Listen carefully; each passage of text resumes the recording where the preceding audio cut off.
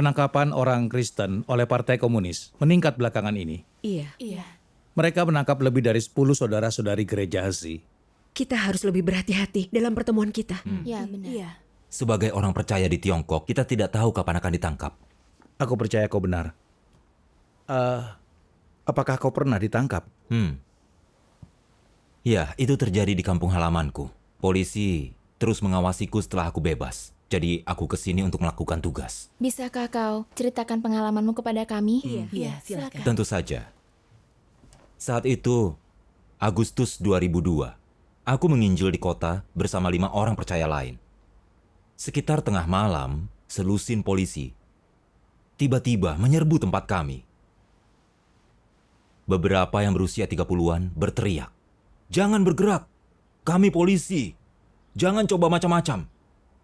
Lalu, mereka menggeledah di bawah tempat tidur dan di dalam lemari, dan mengambil bahan untuk menginjil dan buku firman Tuhan milik kami. Mereka bahkan mengambil KTP-ku dan tas kami di atas meja. Lalu, memasukkan kami semua ke dalam mobil polisi. Setibanya di kantor polisi, mereka memisahkan kami untuk diinterogasi sampai subuh. Kepala polisi datang dan melihatku diam saja. Dia berkata dengan kejam, "Makin kau diam, makin kami yakin kau pemimpin. Akan ada tempat baru untukmu, yang pasti akan kau nikmati. Ketika saatnya tiba, kau tidak akan bisa memilih. Kau akan buka mulut, mau tidak mau." Mendengar ini, aku menjadi takut. Kemana mereka akan membawaku? Jika aku dianggap pemimpin, apa mereka akan menyiksaku sampai mati? Aku berdoa dalam hati, memohon kepada Tuhan untuk melindungi hatiku. Sehingga apapun yang terjadi, aku tidak akan mengkhianatinya menjadi Yudas. Besoknya setelah pukul 1 siang, polisi memindahkan kami ke rumah tahanan. Setibanya di pintu masuk sel, aku melihat lebih dari 20 narapidana di dalam. Kepala mereka botak dan terlihat garang. Aku merasa bulu kuduku berdiri. Terus berseru kepada Tuhan, "Ya Tuhan, aku sangat takut. Kumohon bimbinglah aku." Setelah berdoa, aku teringat firman Tuhan ini. "Engkau tidak perlu takut. Engkau bisa tenang di hadapanku. Apapun kesulitan dan bahayanya, tanpa ada halangan sehingga kehendakku dapat terlaksana. Inilah tugasmu. Janganlah takut. Dengan dukunganku, siapa yang mampu menghalangi jalan ini?" Amin. Amin. Firman Tuhan memberiku iman dan kekuatan. Benar, Tuhan menyokong dan menyertaiku. Apa yang perlu ditakuti? Segala sesuatu berada di tangannya. Dan aku tahu, disiksa seperti apapun harus kulalui dengan mengandalkan Tuhan. Benar. Perlahan aku merasa tenang. Sipir mendorongku ke dalam sel dengan kasar dan berkata kepada narapidana, "Teman kita ini percaya kilat dari timur dan belum buka mulut sedikit pun. Kalian bisa memukulinya sampai dia mengakui semuanya." Lalu, 4 atau 5 narapidana mengepungku, menendang dan meninjuku, menjambak rambutku dan membantingku ke tembok dengan keras 2 atau 3 kali. Sehingga mataku lebam. Ada gumpalan darah di kepalaku, rasanya mau pecah. Aku terus berseru kepada Tuhan, memohon iman dan tekad untuk menanggung ini. Kugertakkan gigiku dan tidak bersuara. Aku dipukuli 5-6 menit. Lalu kepala penjara berkata, "Mau buka mulut tidak?" Aku tetap bungkam. Setengah jam aku dipaksa berlutut di atas pipa besi, kepala tunduk tangan ke atas. Setelah 1 jam siksaan, aku pun jatuh. Melihatku tidak bisa berdiri, mereka menyiksaku lebih keji. Beberapa orang menarikku dari lantai. 2 atau 3 orang menahan tubuhku. Sementara seseorang menyundut puntung rokok di kuku kelingking kiriku dan menghanguskannya. Aku bisa mendengar suara mendesis. Aku mencium bau kuku hangus dan merasakan nyeri terbakar.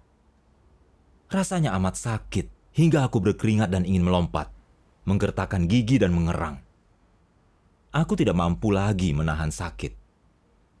Jadi aku berseru kepada Tuhan, memohon iman dan kekuatan kepadanya. Setelah berdoa, aku terpikir firman Tuhan ini. Engkau harus menderita demi kebenaran, berkorban demi kebenaran, menanggung hinaan karenanya. Dan untuk memperoleh lebih banyak kebenaran, engkau harus mengalami penderitaan yang lebih besar. Inilah yang harus engkau lakukan. Amin.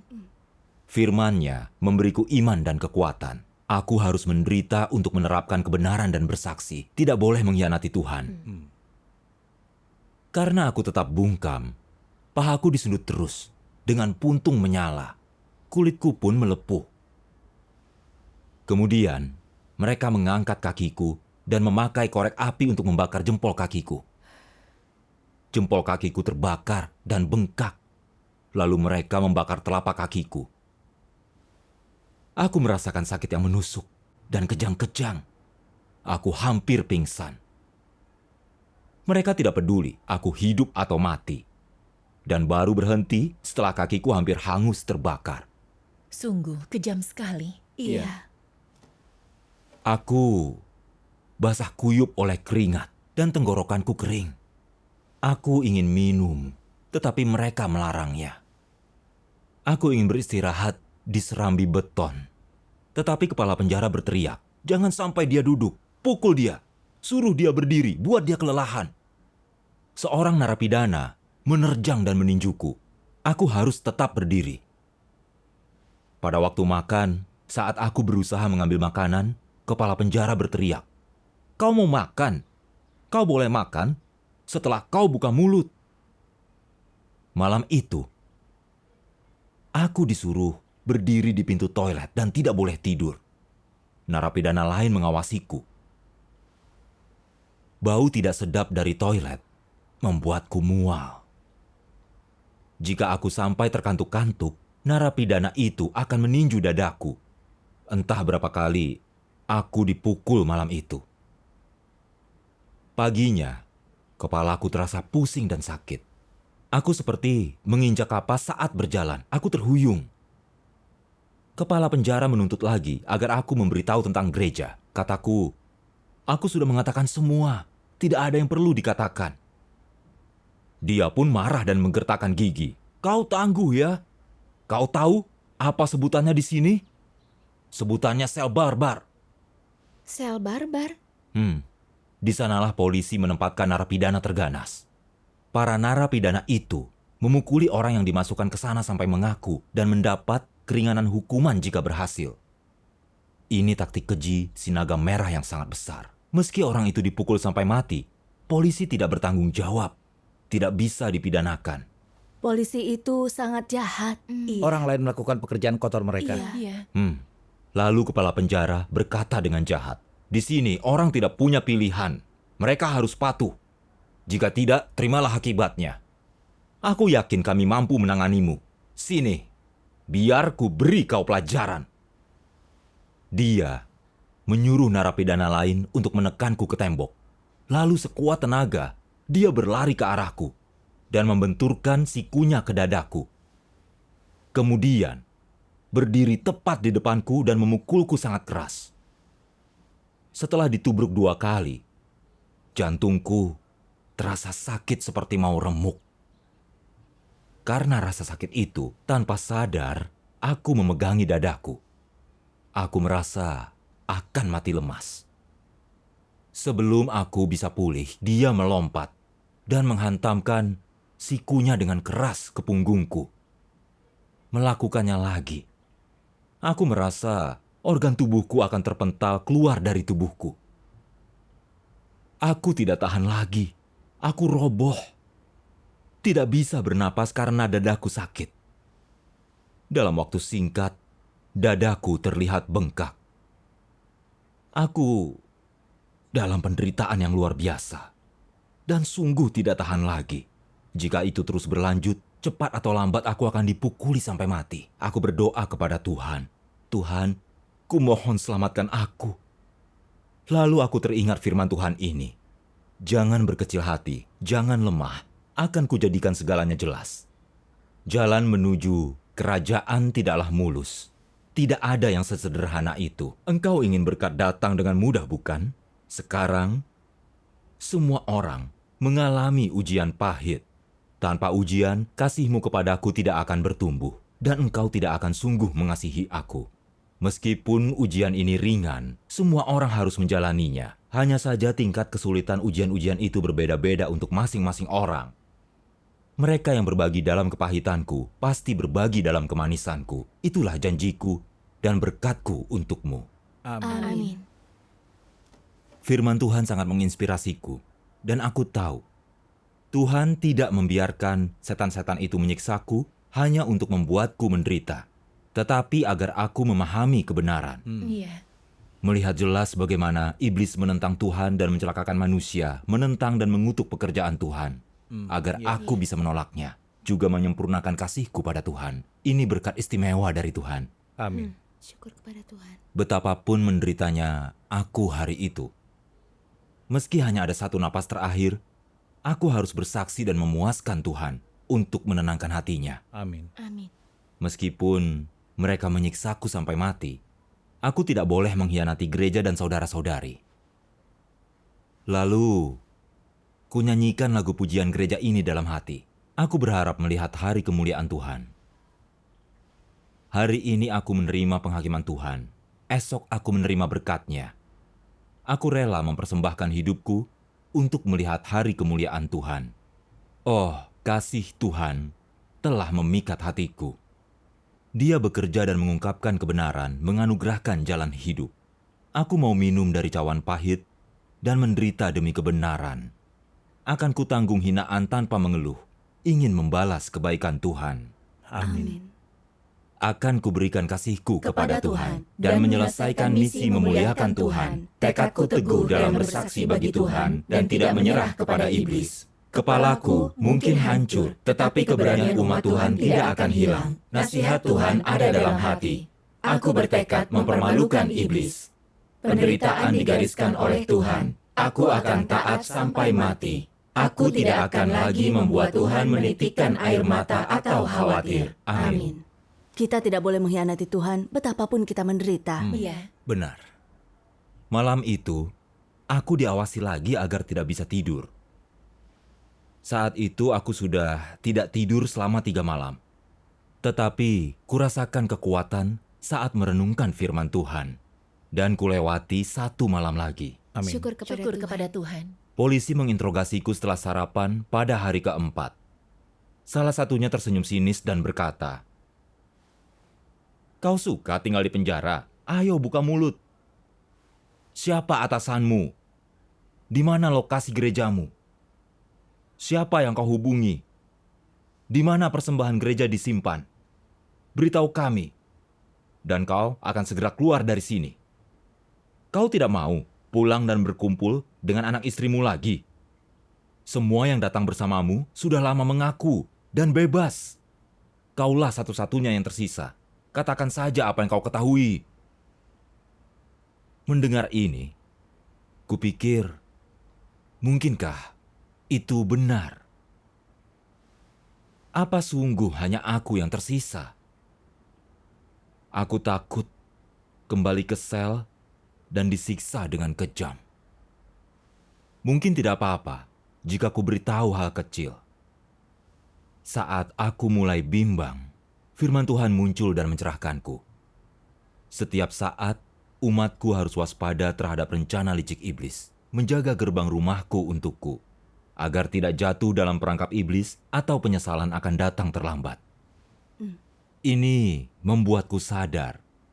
Aku menyadari ini tipu daya iblis. Iblis paling ahli berbohong dan menipu, agar orang menentang Tuhan. Dia menipuku dengan kebohongan ini agar aku mengkhianati Tuhan. Jika aku percaya omong kosong itu dan mengkhianati saudara-saudari, bukankah aku menjadi Yudas? Iya. Iya.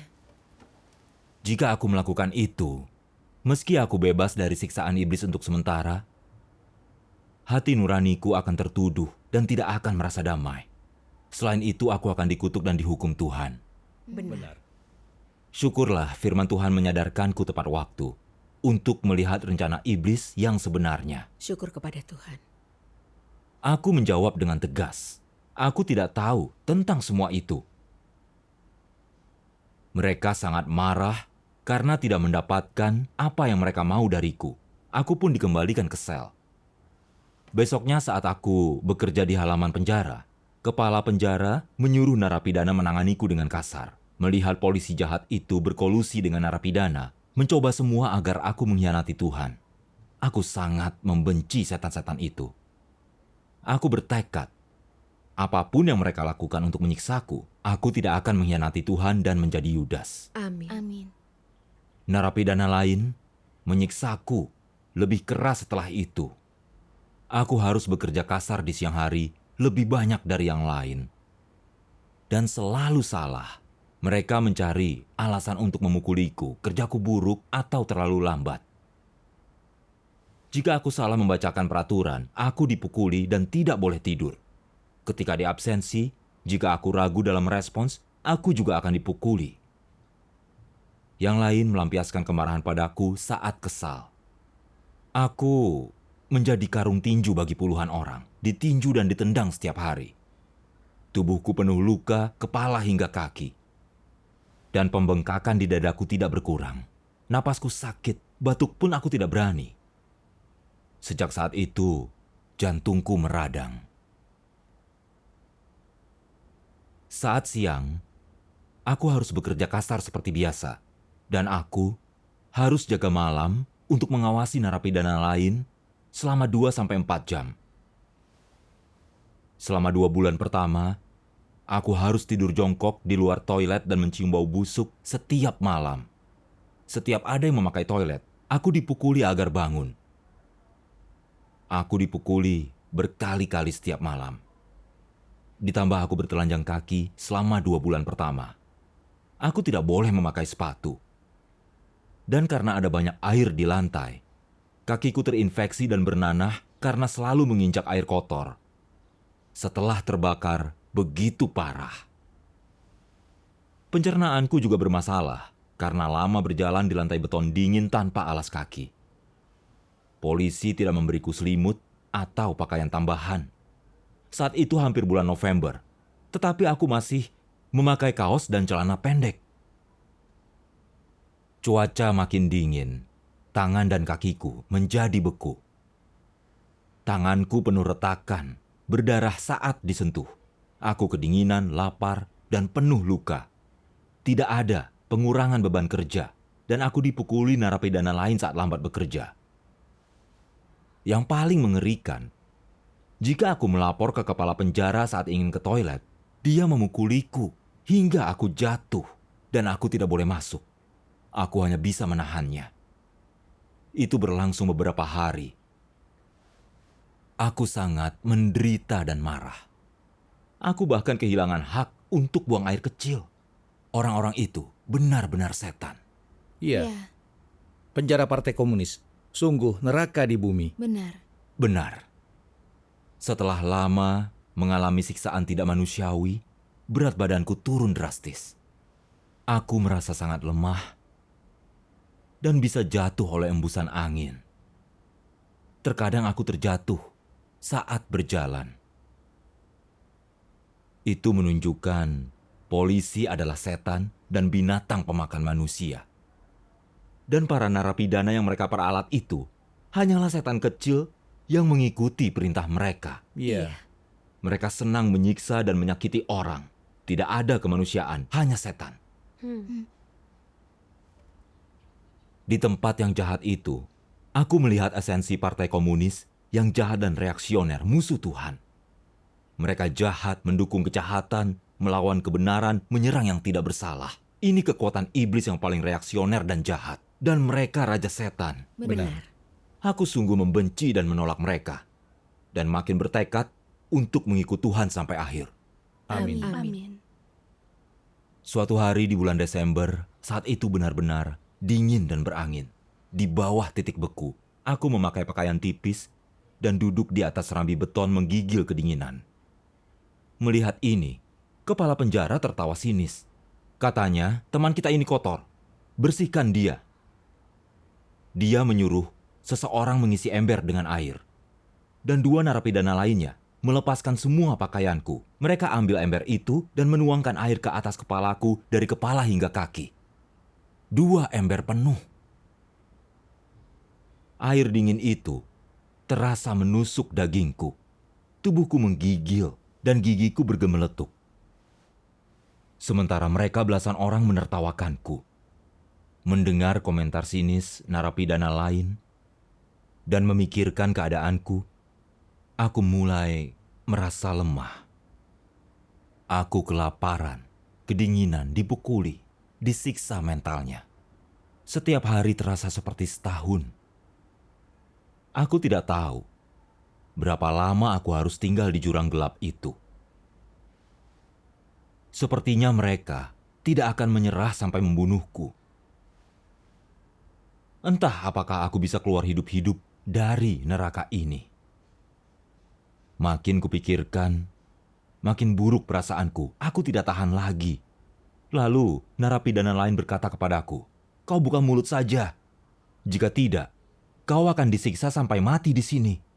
Kau tahu musim apa sekarang? Semua memakai jaket tebal, tetapi bajumu sangat tipis. Kau pasti akan mati kedinginan." Ada perasaan putus asa mendengarnya mengatakan ini. Saat itu, cuaca makin dingin. Dan bahkan tanpa disiksa, aku akan mati kedinginan. Dan jika aku tidak mampu lagi menahan siksaan dan mengkhianati Tuhan sebagai Yudas, aku akan masuk neraka. Aku putus asa dan berpikir bunuh diri agar terlepas dari kengerian ini. Namun aku pernah mendengar, jika orang mencoba bunuh diri dan gagal, sipir penjara akan menyiksa lebih kejam lagi. Aku takut keadaan akan makin buruk di titik itu. Mustahil bertahan hidup, tetapi mati pun tidak bisa. Aku dalam penderitaan yang tidak tertahankan. Aku hancur berantakan. Tepat pada saat ini, Tuhan mengatur keadaan untuk membimbingku. Ketika aku sedang tugas malam, seorang narapidana menceritakan kisah kepadaku tentang orang yang jatuh cinta dan membayar harga yang mahal untuk itu. Kisah itu menyadarkanku. Kita bersedia membayar harga yang mahal untuk mencintai seseorang. Dan aku mengikuti satu-satunya Tuhan pencipta langit dan bumi. Mestinya aku lebih rela memperlihatkan cinta sejati. Bukankah seharusnya aku senang membayar harga berapapun? Iya. Aku teringat tentang Petrus yang disalibkan terbalik karena kasihnya kepada Tuhan. Aku harus seperti Petrus, rela menderita demi kasih kepada Tuhan dan menanggung apapun tanpa mengeluh. Amin. Hanya itulah kesaksian sejati dan dapat menghibur hati Tuhan. Amin. Amin. Saat itu, aku teringat firman Tuhan ini. Maka, di akhir zaman ini, engkau harus bersaksi bagi Tuhan. Meski menderita harus engkau jalani sampai akhir. Bahkan sampai napas terakhirmu, engkau harus setia kepada Tuhan dalam pengaturannya. Hanya inilah mengasihi Tuhan. Hanya inilah kesaksian yang kuat dan bergema. Amin. Aku berkata dalam hati, aku tidak boleh mencari kematian. Aku harus hidup dengan kekuatan. Aku telah lama percaya Tuhan tanpa sungguh mengasihinya. Aku pun belum membalas kasih-Nya. Tuhan berharap aku menjadi saksi.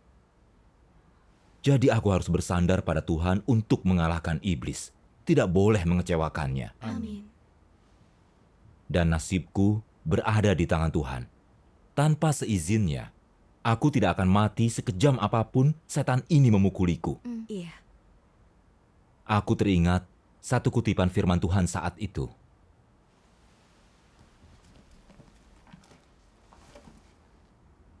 Ketika air menelan manusia seluruhnya, aku selamatkan mereka dari genangan air itu dan berikan kesempatan hidup baru. Ketika manusia kehilangan kepercayaan diri untuk hidup, aku menarik mereka dari ambang kematian. Memberi keberanian untuk hidup dengan aku sebagai landasan keberadaan mereka. Ketika manusia tidak menaatiku, kubuat mereka mengenalku dari ketidaktaatan mereka. Mengingat natur lama manusia dan belas kasihanku, ketimbang menghukum mati manusia, Ku beri kesempatan bertobat dan memulai dari awal. Ketika manusia menderita kelaparan, meskipun hanya tersisa sehela napas, aku merenggut mereka dari kematian, agar tidak menjadi mangsa tipu muslihat iblis. Amin. Amin. Amin. Firman Tuhan sungguh menyentuhku, dan aku merasa bersalah. Mengingat kembali sejak penangkapanku, setiap aku disiksa polisi atau narapidana, saat aku tidak tahan lagi, saat diambang kematian, firman Tuhan memberiku iman dan kekuatan, membuatku tetap hidup. Aku mengalami batas akhir kita justru saat Tuhan memulai. Ya. Amin. Aku telah menyaksikan perbuatan Tuhan dan menikmati banyak kasih-Nya. Jadi bukankah ingin mati karena penderitaan fisik itu tindakan pengecut? Iya. Pada titik ini, aku memahami Tuhan mengatur semua ini agar aku melihat esensi sinagam merah yang sangat besar, membenci dan menolaknya, menyempurnakan kasihku pada Tuhan dan kerelaanku menderita. Aku harus taat, menerima pekerjaan Tuhan, dan menjadi saksi baginya. Syukur Amin. kepada Tuhan. Sejak itu, kusingkirkan pikiran tentang kematian. Dan meski keadaanku tidak berubah, aku tidak terlalu menderita lagi. Atau ingin keluar secepat mungkin. Aku berdoa setiap hari makin dekat dengan Tuhan. Dan bersumpah di hadapannya. Berapa lama pun aku di sana, berapa tahun pun mereka memvonisku, aku siap taat kepada Tuhan. Amin. Lebih baik menghabiskan hariku di penjara daripada menjadi Yudas, dan aku siap mati menjadi saksi. Amin. Amin. Begitu aku sungguh bersedia menerimanya dan menaati aturan Tuhan, hatiku penuh damai dan sukacita. Syukur Amin. kepada Tuhan. Syukur kepada Tuhan.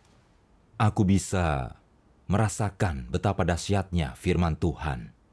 Firman Tuhan menghidupkanku lagi dari penderitaan kematian. Lalu, para narapidana yang memukuliku dipindahkan ke sel lain.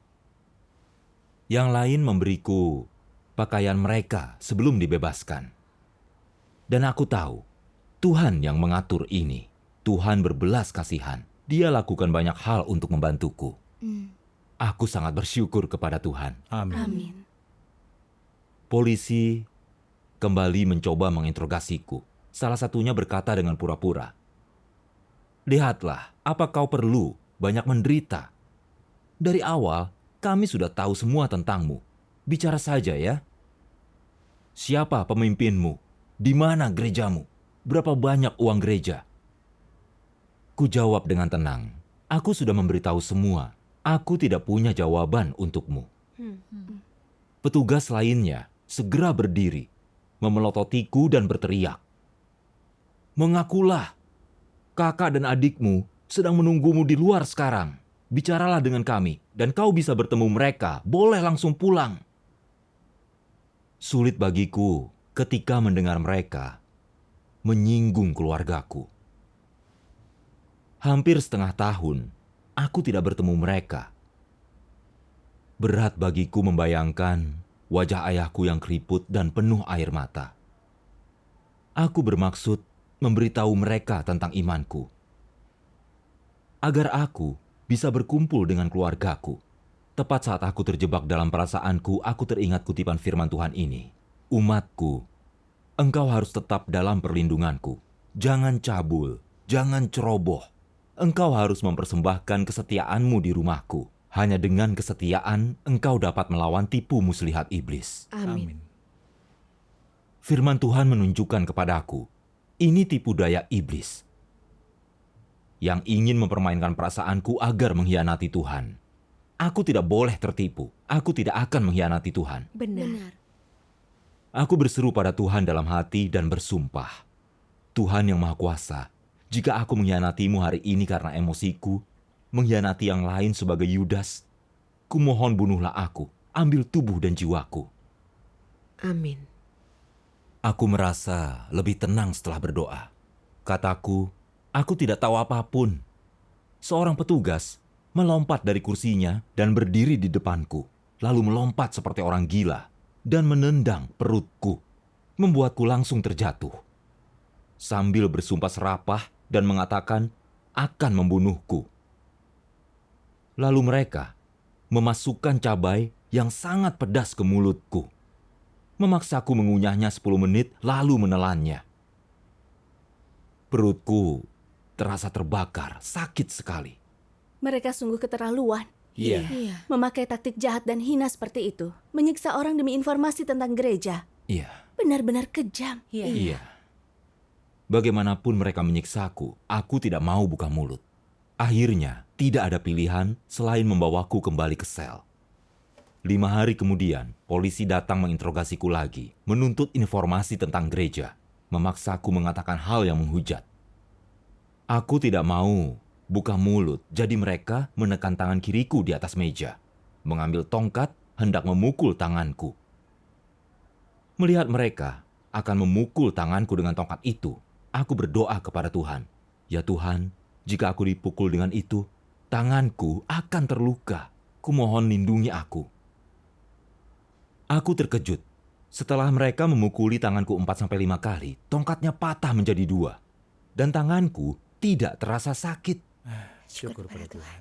Tongkat itu patah, tetapi kulit tanganku tidak luka sama sekali. Itu perlindungan Tuhan. Ya, Tuhan itu maha kuasa. Iya, syukur kepada Tuhan. kepada Tuhan. Iya. Lalu aku teringat ayat Alkitab ini. Engkau akan dibenci manusia karena namaku. Namun, tak sehelai pun rambut di kepalamu akan gugur. Amin. Firman Tuhan memiliki otoritas seperti itu. Aku bersyukur kepada Tuhan. Aku punya kekuatan untuk menghadapi apapun. Polisi mengambil tongkat bambu dan memukul pantatku sampai berdarah.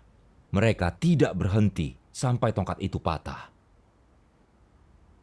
Lalu salah satunya bertanya kepadaku, "Buka mulut tidak? Cepat beritahu kami. Ini kesempatan terakhirmu." Menahan sakit, kutegakkan punggungku dan berkata tegas, "Aku tidak punya informasi apapun." Dia menjadi marah dan berteriak, "Kau punya mulut baja, tetapi aku pasti bisa membukanya. Kami punya caranya." Saat dia mengatakan ini, 2 petugas menyeretku ke depan generator, memaksaku duduk di lantai, dan melepas sepatuku. Mereka mengambil 2 kabel dari generator, mengikat 1 kabel di jari kelingking kaki kiriku, satunya lagi di jari kelingking tangan kiriku.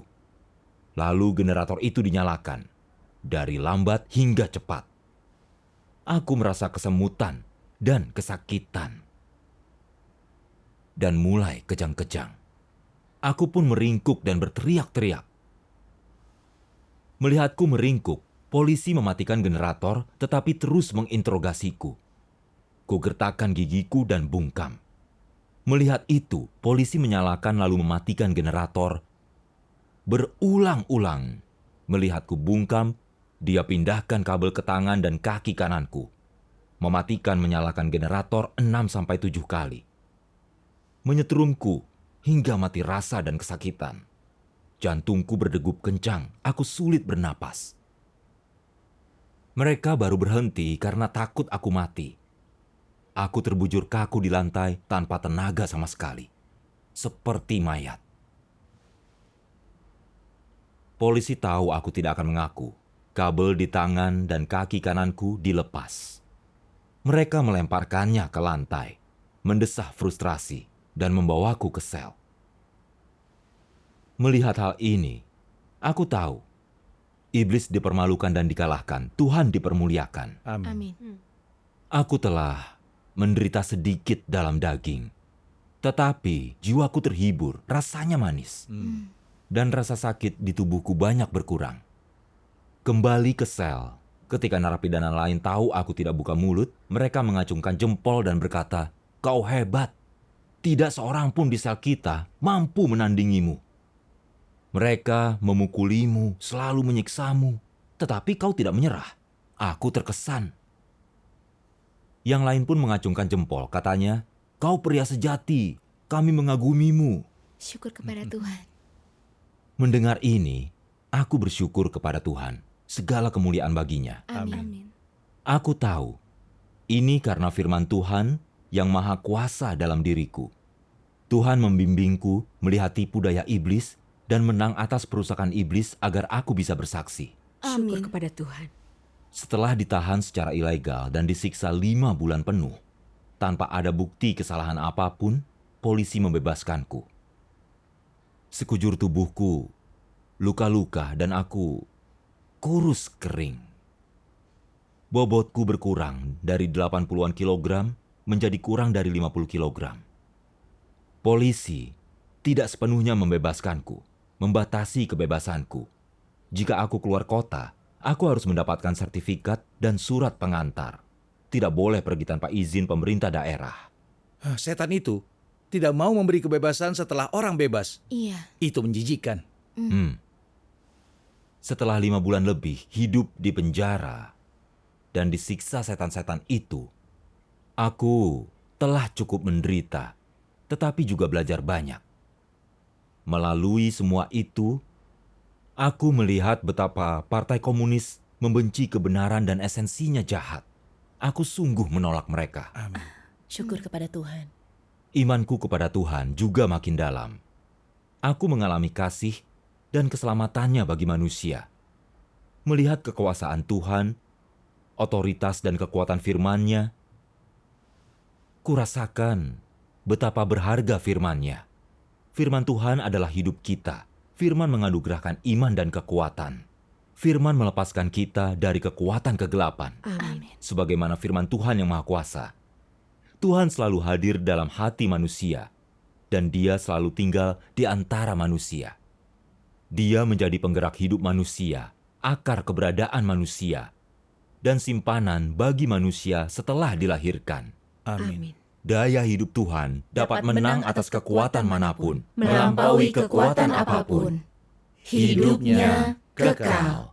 Kuasanya menakjubkan. Dan daya hidupnya tidak bisa ditundukkan oleh makhluk ciptaan atau kekuatan musuh manapun. Amin. Syukur kepada Syukur Tuhan. kepada Tuhan. Persekutuanmu meningkatkan imanku. Ya Benar. benar. Imanku meningkat setelah mendengar hal itu.